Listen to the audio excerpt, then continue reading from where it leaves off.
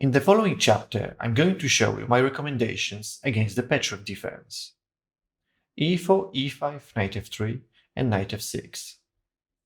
The Petrov defense has always been considered one of the most solid openings out there.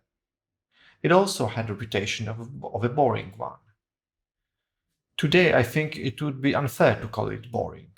Sure, it is not the knight of variation, but still, many lines are sharp and dynamic. Hence, it should not surprise us that there are many strong and aggressive players that use it as part of their repertoires. With his last move, Black, instead of defending the pawn on e5, decided to attack our own pawn on e4. I would suggest that we just take on e5. Here the first move that we have to consider is knight takes e4.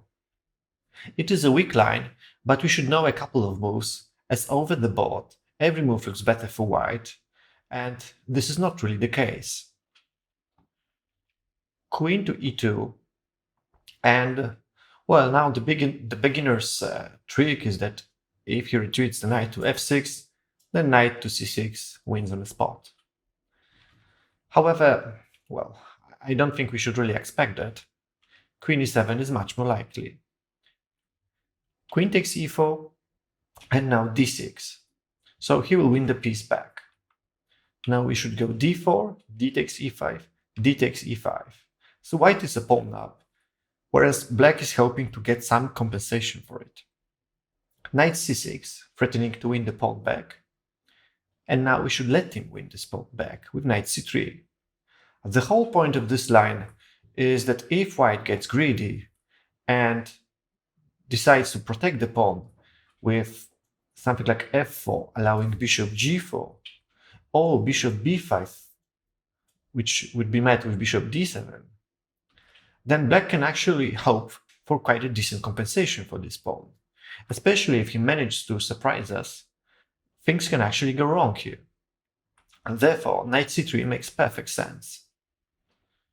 So let's now see the line. Queen takes e5, queen takes e5, knight takes e5, and bishop to f4.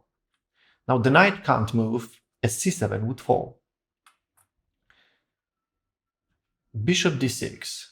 Trying to bypass bishop d6 with f6, long castle, and bishop d7 doesn't really help, as after knight to b5, white is clearly better.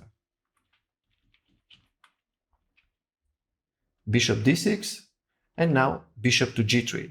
This had to be played, as black was already threatening with knight to f3 check. Now f6. Once again, black didn't really have a choice. After bishop to d7 and knight e4, he can't stop knight takes d6 check with big advantage for white. f6, a long castle, and now we are threatening with knight to e4 and knight to b5. Bishop to d7 and knight b5, attacking the bishop on d6. Now, if he takes on b5 and bishop takes b5 check, white has a clear advantage. The bishop pair in open positions is a perfect scenario. Even if black manages to swap the dark squared bishop, it will still be a bishop versus knight in open position. We could go deeper trying to maximize the profit, but I don't really think that it would be practical. This is a very rare line, and most of us might never see it over the board.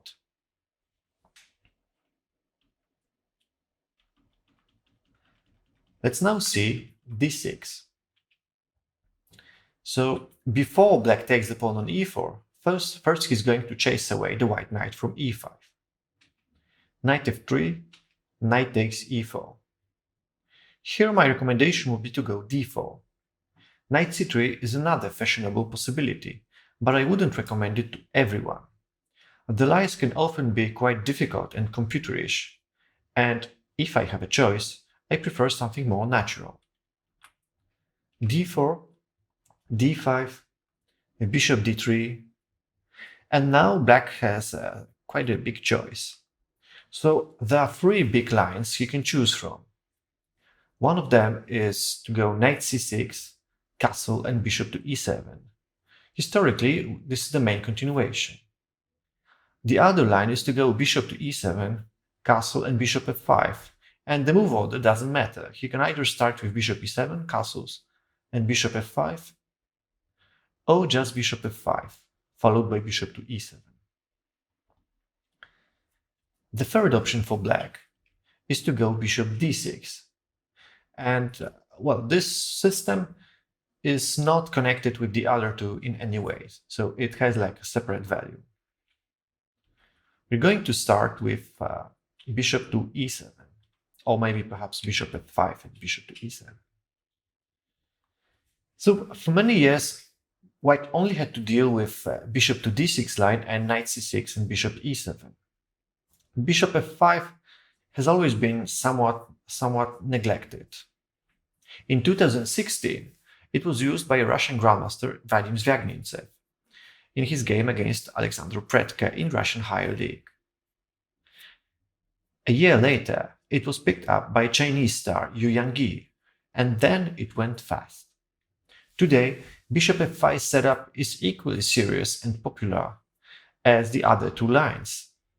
By the way, since the early 90s, Zvyagintsev has been one of the most influential players, especially in the opening stage, so it didn't surprise me to see his name here as well. Castle, bishop e7, and rook to e1. The other possible continuation is c4, but I think that our choice is more promising. Castle, and knight bd2. Once again, c4 was also possible. Now, let's first consider knight takes d2. This is a bad move, which allows us to gain a big advantage instantly. We should take on f5, knight f3 check, queen takes f3, bishop f6, attacking the pawn on d4, and c3. White is clearly better thanks to the bishop pair and superior development. We will place the kingside pawns on the dark squares, typical method of playing against the dark square bishop. Black will most likely play g6 at some point. It's hard for him to live without this, especially that the h7 pawn might get weak. And once it is played, we'll get a chance to try h4, h5. Instead, he should go knight to d6. Strategically, black's setup is very sound. Swapping the light square bishops weakens our light squares, and this is all determined by the placement of our central pawns, d4 versus d5. The downside? It takes time, which will allow us to activate our pieces, whereas black's position will remain passive for some time. Knight f1, and here he has two setups. He could either try to develop the knight to d7 or to a6. Let's start with knight to d7.